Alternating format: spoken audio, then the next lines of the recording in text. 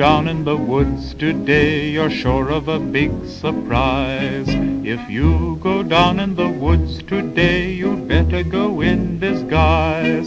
For every bear that ever there was will gather there for certain, because today's the day the teddy bears have their picnic.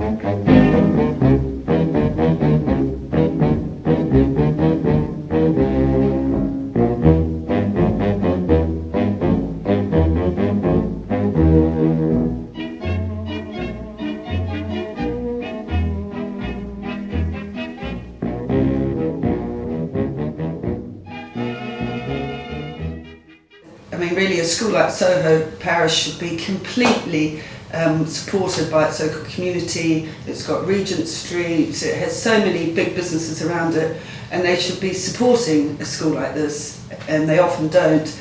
But so we went to the restaurant community, and we know them well, and they were instantly supportive and said, yes, of course, we'll cook for a day for you. And it came about that we, with Anita, that we would do the Soho Food Feast, it is called still. And all the chefs cooked a dish or two dishes that then everyone could spend £2, and it was like a tasting feast. So you could go around and you could try a St John dish, a Jeremy Lee dish, you know. So people were really enjoying themselves. They could try 6 or 7 different restaurants in a day. And it was incredibly popular, and we raised a reasonable amount of money, which was brilliant, and so we did it again, and it's all been, everyone's really enjoyed it. I think restaurant people are very generous too, and generally, you know, cooking is about giving, and they're only too happy to do it. I mean, obviously it helps them a little bit, it's a bit of PR, but I don't think that's the main reason that they were doing it. They were doing it for a good day and to support their local primary school, and their restaurateurs already liked it because it wasn't too corporate. All the money was going to the school, and there was a really great atmosphere, which was also brought about by the children.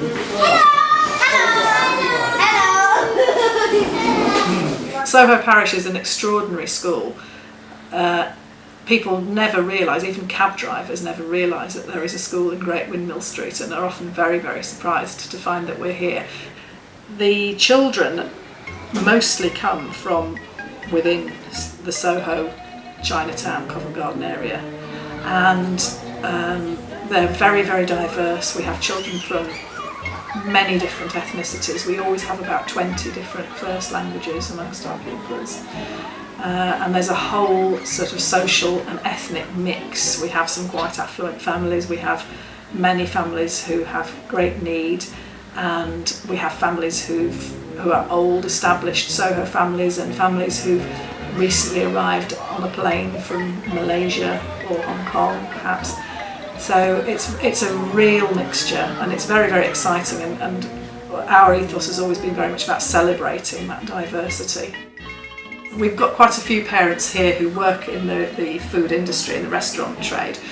Perhaps our most high-profile restaurateur parents were Fergus and Margot Henderson, and one of the funniest moments in this process was inviting Fergus and Margot in to sample the existing school dinners, and I'll never forget Fergus's face as he tried to find a polite way to express his feelings about the lunch that he'd just eaten. So I think we've got a theme here, bland. The dinners were incredibly uninspiring, and we had about barely 30% take up of school lunches, and the rest of the children brought their packed lunches. I would see children bringing perhaps not very healthy, not very nourishing packed lunches. We spend so much of our time sort of really poring over the fine details of the educational diet that we offer children for the rest of the day, and then no thought at all was put into what they got at lunchtime, and it felt like that they were just being filled up as cheaply as possible by companies whose primary aim was to make a profit. And that seemed to me a missed opportunity, and we decided that we would explore the possibility of doing something different. There was a lot of funding for developing children's centres, and we were able to benefit from some of that funding to put in a kitchen, and that was absolutely brilliant, because it meant that we could have a really state-of-the-art kitchen at the time, and ensure that we could provide the kind of service that we wanted to. There were 4 principles really: that food should be fresh, organic as far as possible, locally sourced as far as possible. And the 4th thing was that the decision was made that the menu should be mainly vegetarian, because the parents felt that they would far rather have good quality vegetarian food rather than poor quality meat, which was what was being provided previously. So we advertised the posts, and we were very excited to appoint Anita as our catering manager. And the chicken today, down here, is benefiting from that butter when it melts, which was rather quite sweet. I was very keen to come on board, cook almost identically the way I cook at home, but cook at the school. So I just had hundreds of recipe books and marked all the recipes that I thought I'd used, doubled them by 75 to get 150, and cooked that way. And for the first few months I was run ragged, because I really hadn't done this before, and it was all a bit of an experiment. But it was working, and the uptake was huge, and it has remained over 7 years, so that's really nice.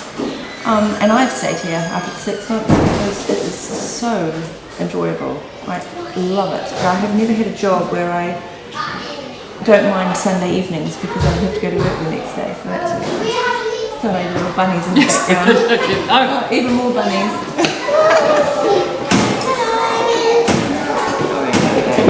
That's okay. We're getting interviewed. Excuse me, can you go the other way? Yeah. Thank you very much. What do you think about the food you get here? Very nice. We think that it's a lovely menu and all. Yeah. It's really good food. Some burgers. Delicious. And you at the top? Some not really healthy. I like the food. You like okay. I like food. So what's your favourite thing? Let's start Some of the food not really Okay, well, let's healthy. do one at a time. Should we start at the bottom? What's your favourite thing that you Well, get? my favourite thing is probably burgers. Do you get vegetables to eat? Yeah, lots of vegetables. Yeah, like broccoli, peas, tomato ketchup. The potatoes a bit mashy, washy and squishy and squashy, and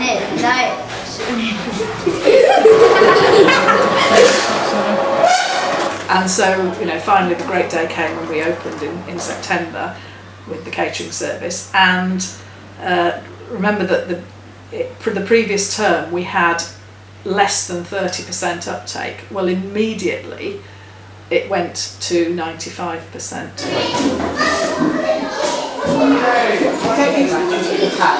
I've got